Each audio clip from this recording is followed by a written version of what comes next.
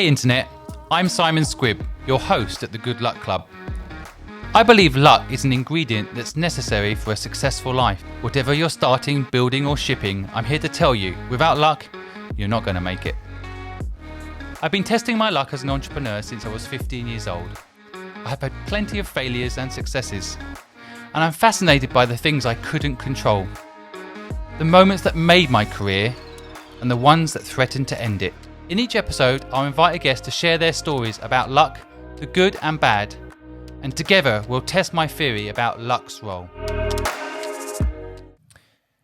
Mikaal, welcome. Thank you for having me.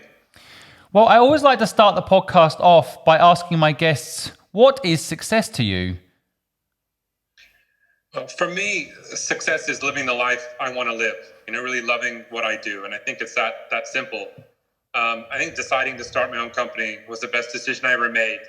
I think while the company's success, will ultimately be measured by dollars and cents, my personal success is enjoying the journey. So it's really that simple for me.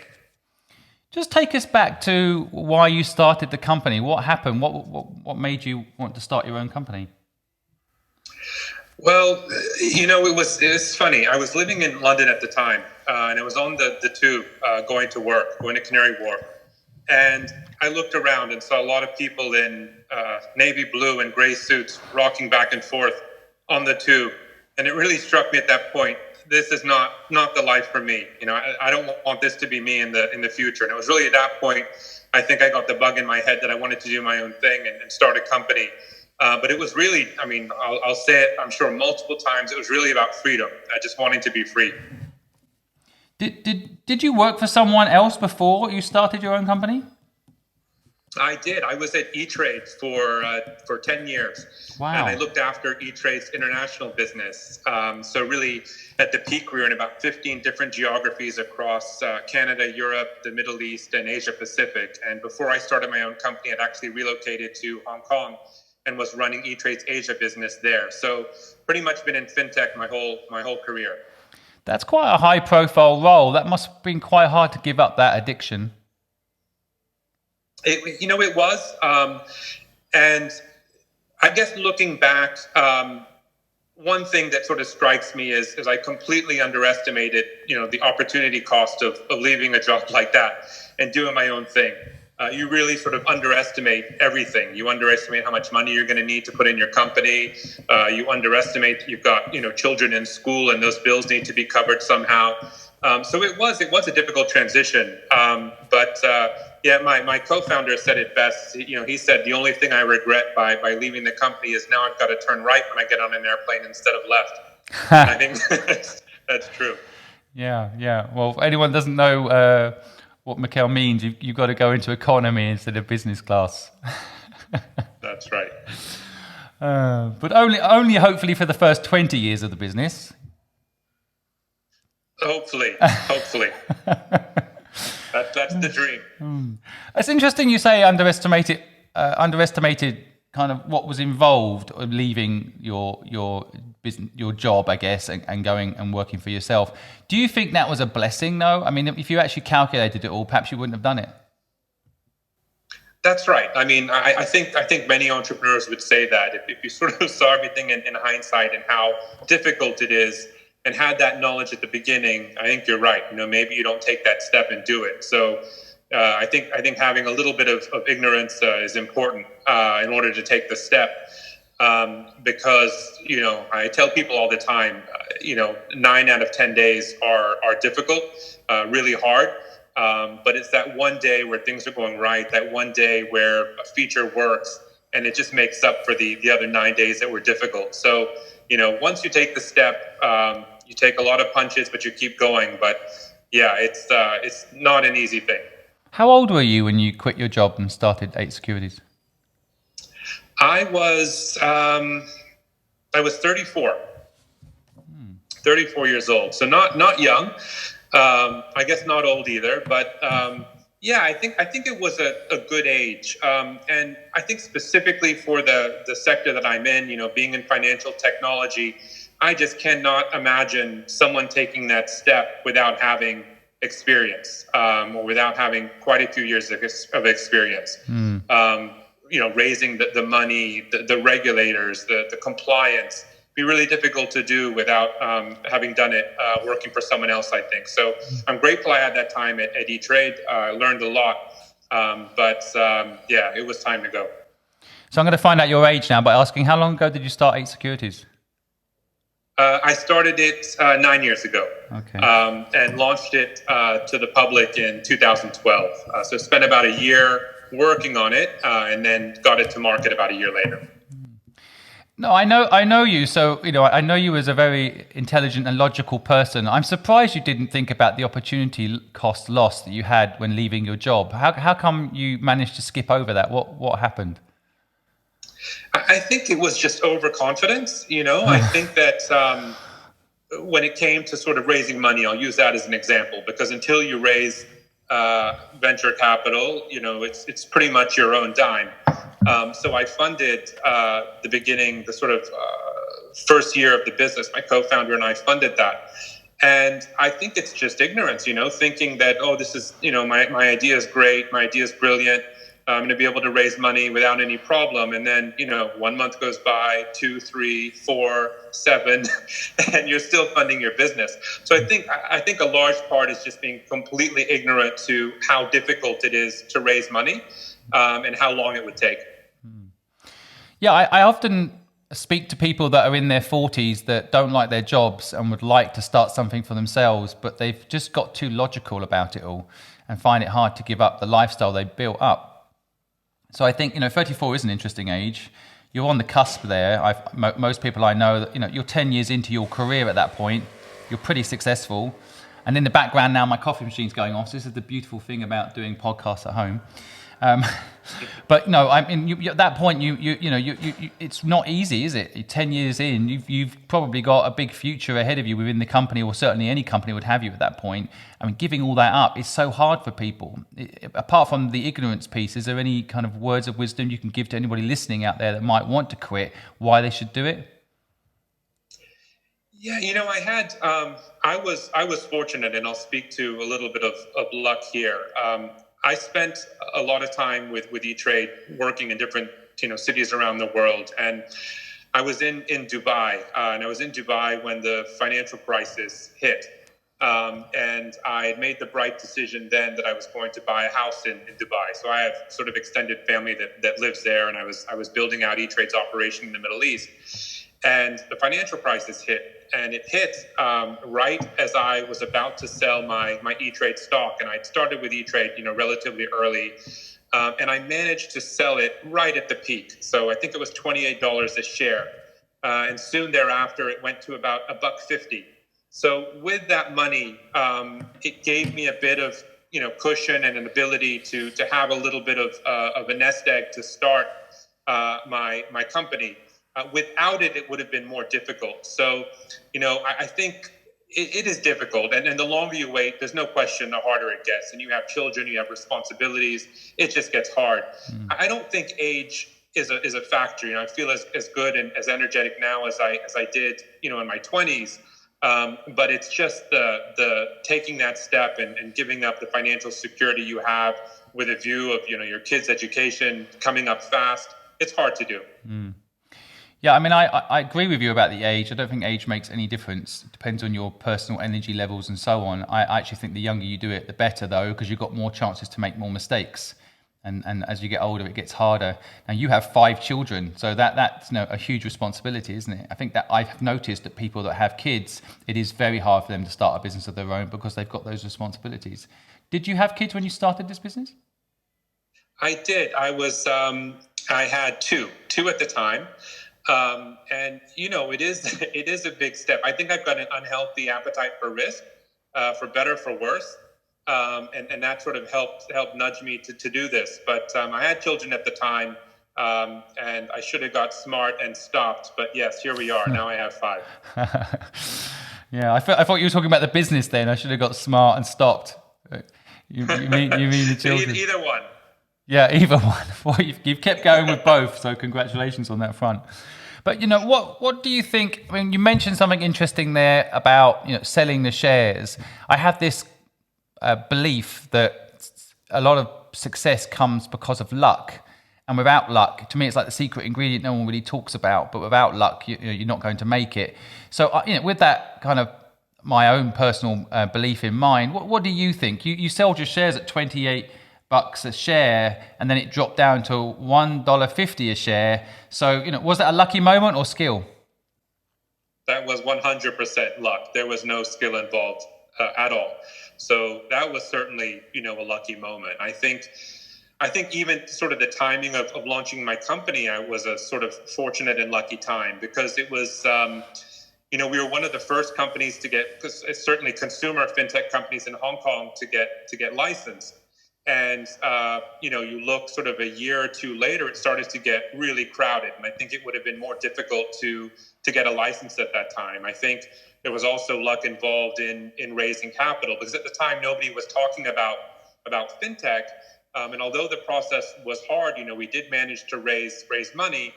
And again, we'd waited another year or two, it started to get really crowded and competitive.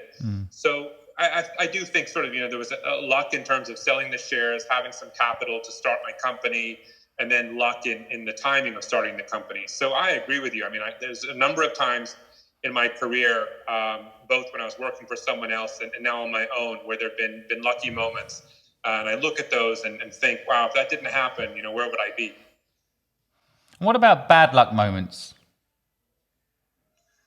Yeah, I'm sort of I feel like I create my own bad luck. So I take sort of full responsibility for the bad luck. And there's a lot of it, a lot of things go wrong. As in any given day, there's a fire to put out, something goes wrong, and it would be easy to sort of call that bad luck. But I think I have to own it. I think the team has to own it. And you just sort of persevere. But I like those moments. You learn. It's those experiences are the most valuable ones. I agree. Do you see going forward, fintech continuing to be a category on its own, or do you see it merging into just daily life? What do you think the future of fintech is?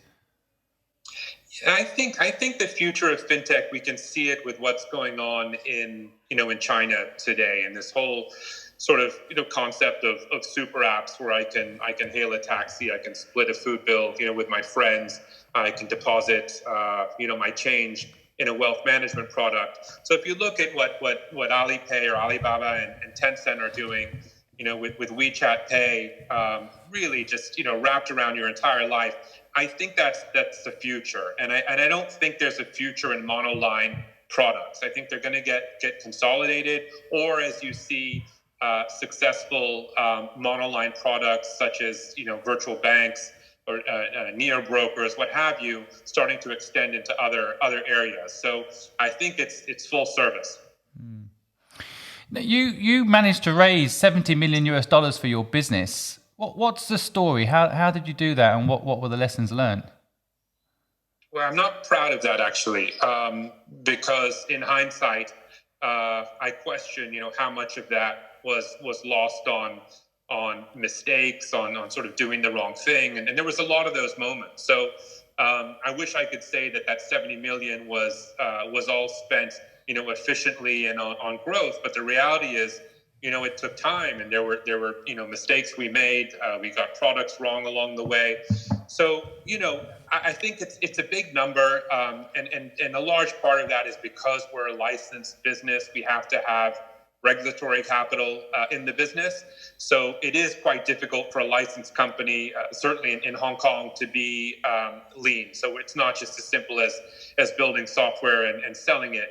We're running a business, and we have capital requirements. So I think we were fortunate to raise our round when we did. I'd mentioned that, and as the business grew and as we got more traction, it started to get the attention of more strategic investors. So Nomura made a $25 million investment in the business a few years ago.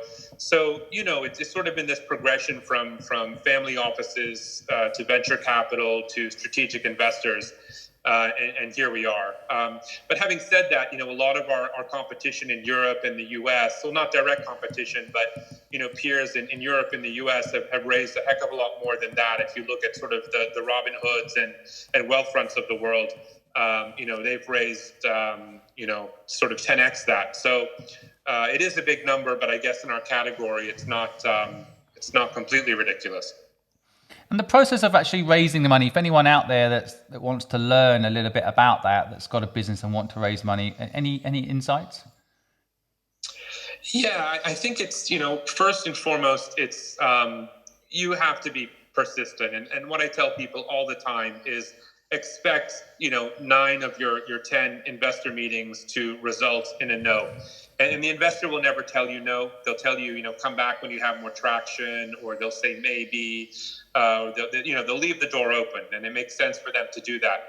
But you have to have thick skin, and 9 out of 10 of those meetings are going to result without any investment being raised. But I advise, every entrepreneur take every single meeting. And my co-founder and I know now within a matter of minutes whether an investor is serious or not. But you take every single meeting because you learn something from every meeting.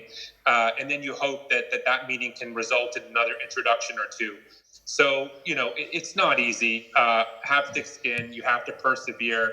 But if you've got a good product and you believe in it, and you show that investor that you believe in it, sooner or later, someone's going to invest. And when you get that first investor, it's incredible how much easier it is to raise subsequent investment. Getting the first one is the hardest. But once you get that, it's much easier. So in our case, it took 7-8 months, I think, to get our first investor in. But once we did, no one wanted to make the first move. But when someone did, we closed the rest of the round in a matter of weeks.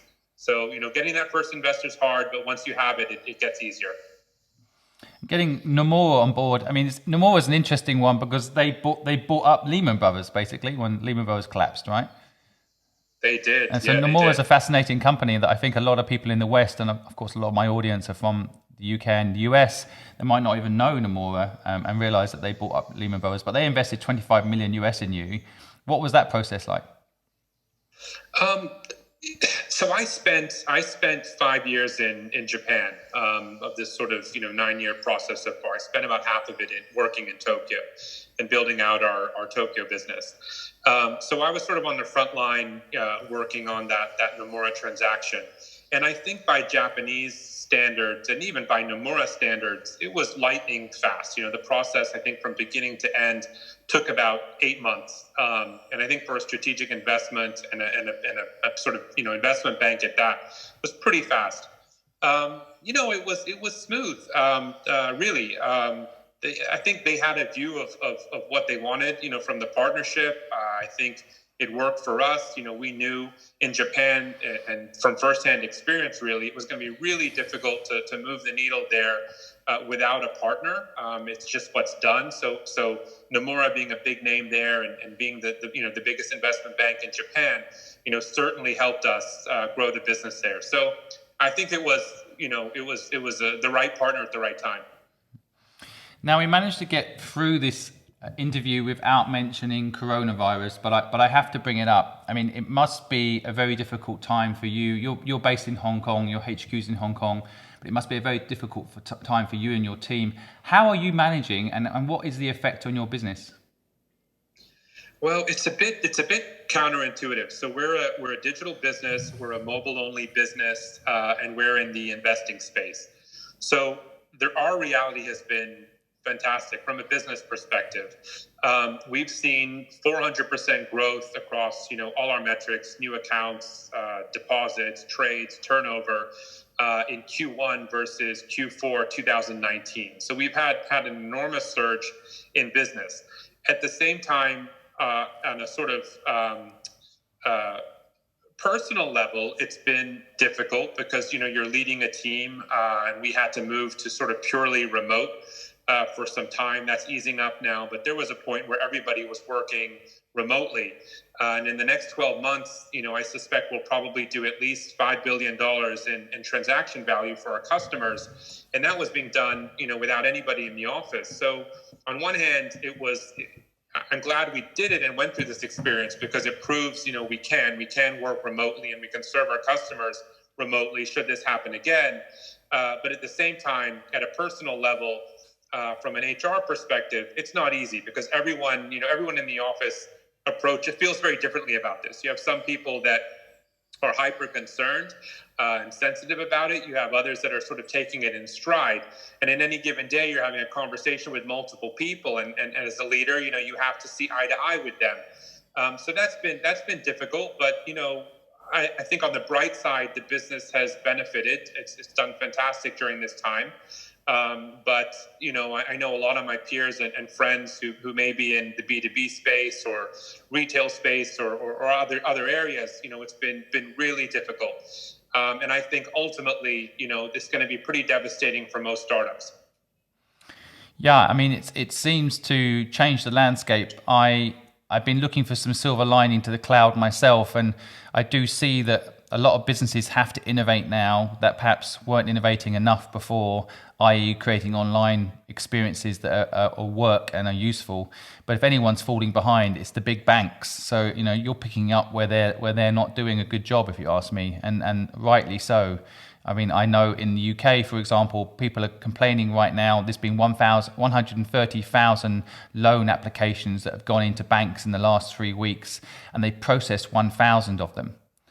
So it's just too slow. And even now, certain banks, and I won't mention their names, I don't want to get sued, are still asking people to drop off forms or post in forms to the banks, which means they have to go outside to the post office, or they have to go to the branch and drop it through their letterbox. I mean, it just seems ridiculous to me in this day and age that that's still a thing for banks, right? So it's time for change anyway on that front, isn't it? Exactly. And, you've lived in Hong Kong, and you know how important, retail space, I'll say, sort of, was to people. And if we look at, some of the bigger banks in Hong Kong that are, compete in our space, most of their distribution of products was happening through branches, because it's convenient and there's, two on every corner.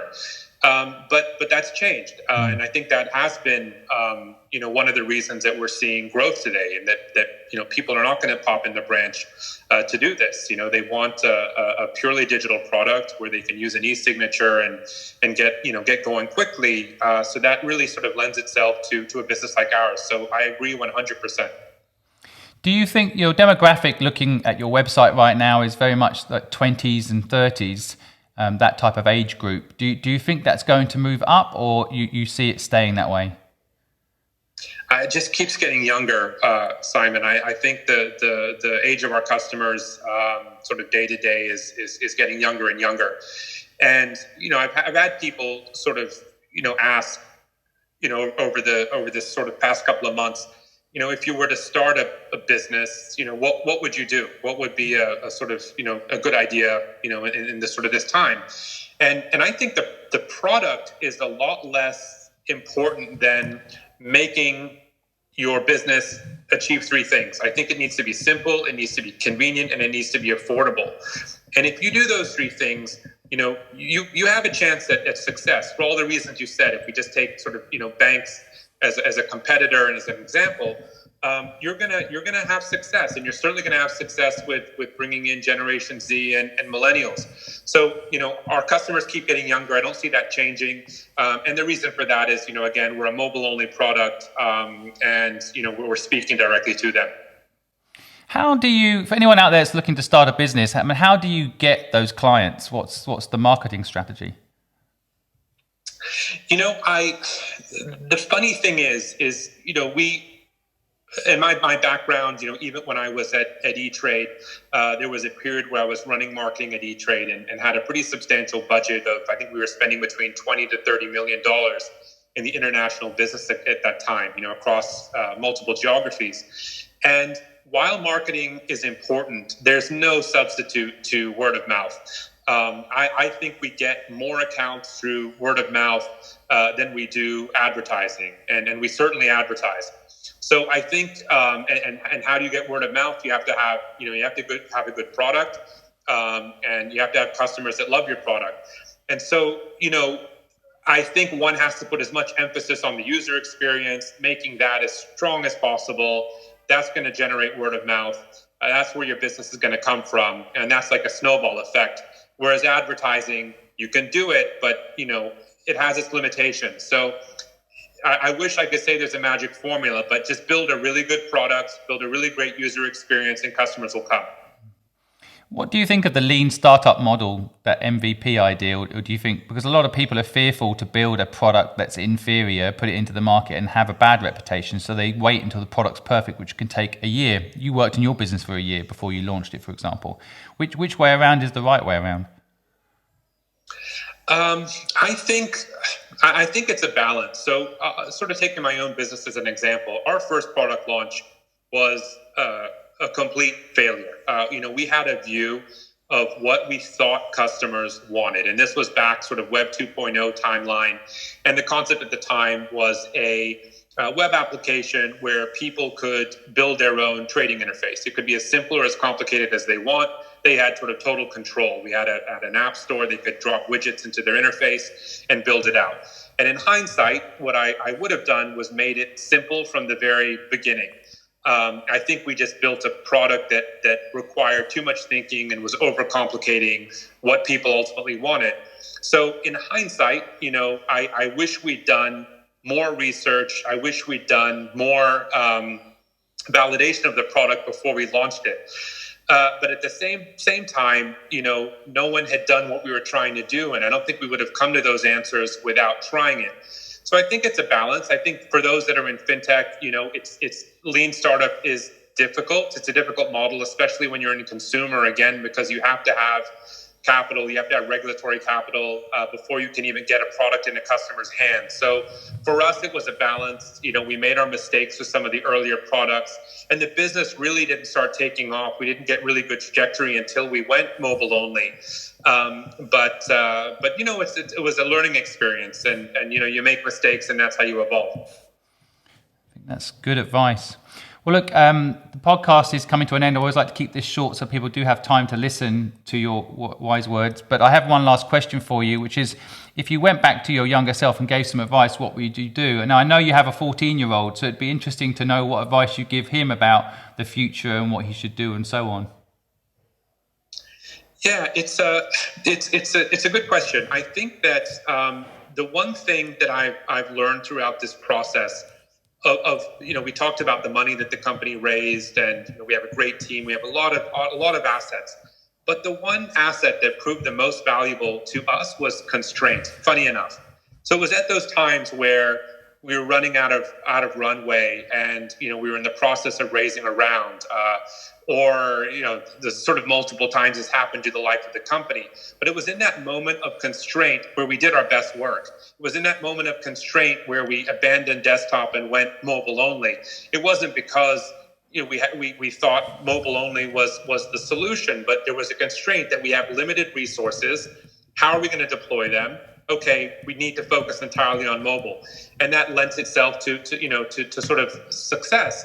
And so I think my advice is, don't fear constraint. And I think it's timely advice, because I think a lot of entrepreneurs right now are facing this. You got to make really, really tough decisions. You have to make tough choices. That may be dropping peripheral products and focusing on your core. It may mean cutting costs. It may mean layoffs. But you have to make those difficult choices, or you may not have a business at the end of the day. But don't fear that constraint, because I think your business has a great chance of coming out, the other end much stronger than it is today. So I think that's my main point of advice is, embrace constraint. Well, I think that's fantastic advice, and I totally agree. I often say to people that starting a business with no money is better than starting a business with lots of money. You're more inventive often if you don't have the money. So I think that's my version of what you've just said, and I totally agree. So I'm going to sum up what you've said, what I've taken from this podcast today. So it's basically, I love the idea that working for yourself gives you freedom. I want people to remember that. Somehow it makes me think of the Braveheart movie with Mel Gibson shouting freedom. It's absolutely true. I think making a new business today simple, convenient, affordable is a winning formula, is great advice. Sounds like the title of your book. You should definitely write that. I totally agree. Simple, convenient, affordable. And then go mobile. I think a lot of people overlook it. They go desktop, but going mobile as quickly as you can is a good bit of advice. And constraint is good. Might be the replacement for greed is good. I like it a lot. So thank you so much for giving up your time. I know you broke your nose and you still come on to my podcast show, so I'm really grateful. You can't tell, your voice sounds great, but thank you so much for your time today. It's my pleasure. And I think if there's one other lesson, it's don't have 5 children and start a company. Well, a lot of people are going to make that mistake regardless, but good advice all the same. Thank you. It was a pleasure. Thank you for having me. Thank you so much. Thank you for listening to the Good Luck Club podcast. We know you have thousands of podcasts you could be listening to, and you've chosen us. We, of course, feel lucky. If you want to hear more, please go to thegoodluckpod.com or go to any of our social media pages and share with us your views, your insights, and any way that we can improve what we're doing to make it a better experience for you. We wish you the best of luck.